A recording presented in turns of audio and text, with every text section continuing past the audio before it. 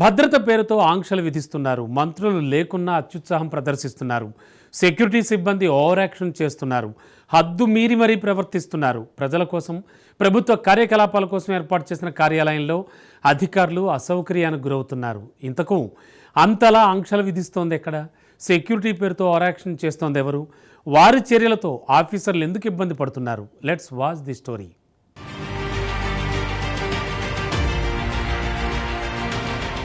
మంత్రులు లేకుండా సిబ్బంది అత్యుత్సాహం.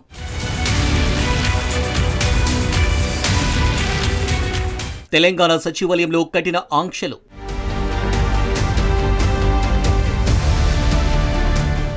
ఇబ్బందులు పడుతున్న అధికారులు, ప్రజలు.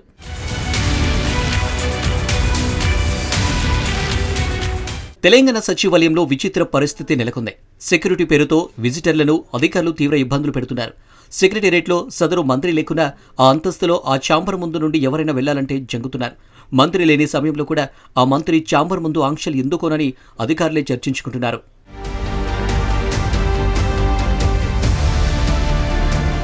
తెలంగాణ సెక్రటేరియట్లో భద్రత పేరుతో అధికారులు, ప్రజలకు ఎదురవుతున్న ఇబ్బందులపై తీవ్ర అసంతృప్తి వ్యక్తమవుతుంది. ముఖ్యంగా డిప్యూటీ సీఎం ఛాంబర్ సమీపంలో అమలు చేస్తున్న కఠిన నిబంధనలు వివాదాస్పదంగా మారాయి. 2వ ఫ్లోర్లో డిప్యూటీ సీఎం పేషి ముందు భాగంలో ఏర్పాటు చేసిన చెక్ పాయింట్ దగ్గర భద్రతా సిబ్బంది అత్యుత్సాహం ప్రదర్శిస్తున్నారని, దీనివల్ల అసౌకర్యం కలుగుతుందని స్వయంగా అధికారులే ఆరోపిస్తున్నారు.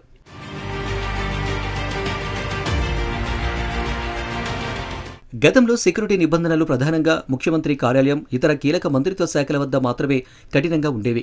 సాధారణంగా ఒక మంత్రి తమ ఛాంబర్లో ఉన్నప్పుడు భద్రతా కారణాల దృష్ట్యా ప్రజలను, అనవసర వ్యక్తులను అనుమతించకపోవడం సహజం. అయితే ప్రస్తుత పరిస్థితి మాత్రం భిన్నంగా ఉంది.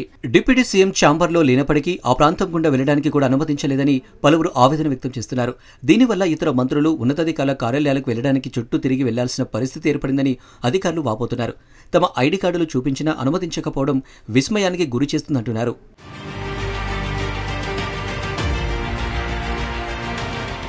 భద్రతా సిబ్బంది పైనుంచి ఆదేశాలున్నాయని సమాధానమిస్తుండటంతో ఈ ఆంక్షల వెనుక ఉన్న అసలు కారణంపై గందరగోళం నెలకొంది. ముఖ్యమంత్రి ఛాంబర్ ఉన్న 6వ అంతస్తులు కూడా ఇంతటి కఠిన నిబంధనలు లేవని ఉన్నతాధికారులు అసంతృప్తి వ్యక్తం చేస్తున్నారు. డిప్యూటీ సీఎం కార్యాలయం దగ్గర భద్రతా సిబ్బంది అత్యుత్సాహంతో ఆయనకు చెడ్డ పేరు వస్తుందని కూడా అభిప్రాయపడుతున్నారు. ఇది భద్రతా చర్య కాదని, పారదర్శకతకు ఆటంకం కలిగించే చర్య అని విశ్లేషకులు విమర్శిస్తున్నారు.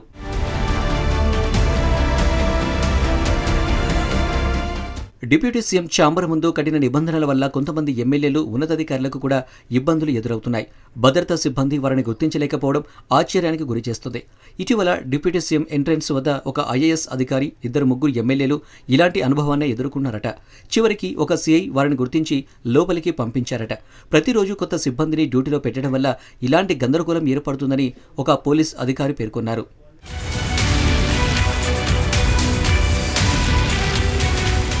డిప్యూటీ సీఎంను కలిసేందుకు, వినతి పత్రాలు సమర్పించేందుకు వచ్చే సామాన్య ప్రజల పరిస్థితి మరింత దయనీయంగా మారింది. లోపలికి వెళ్లడం వారికి అసాధ్యమే.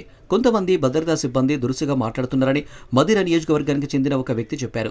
ఈ సమస్య డిప్యూటీ సీఎం ఛాంబర్ వద్దే కాకుండా కొంతమంది ఇతర మంత్రుల పేషీల్లో కూడా ఇదే తరహా పరిస్థితి నెలకొందనే విమర్శలున్నాయి.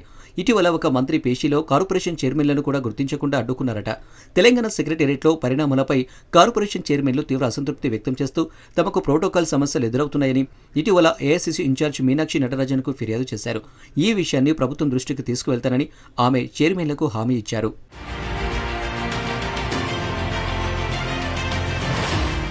సచివాలయం ప్రజల సౌలభ్యం కోసం, ప్రభుత్వ కార్యకలాపాలను సులభతరం చేయడం కోసం ఉండాలి తప్ప అంతులేని ఆంక్షలు, అవమానాలను సృష్టించే ప్రదేశంగా మారకూడదని ప్రజలు, అధికారులు కోరుకుంటున్నారు. ఈ సమస్యపై ప్రభుత్వం తక్షణమే దృష్టి సారించి అవసరమైన చర్యలు తీసుకోవాలని డిమాండ్ చేస్తున్నారు. మరి ప్రభుత్వం ఈ విషయంపై ఎటువంటి చర్యలు తీసుకుంటుందో వేచి చూడాలి.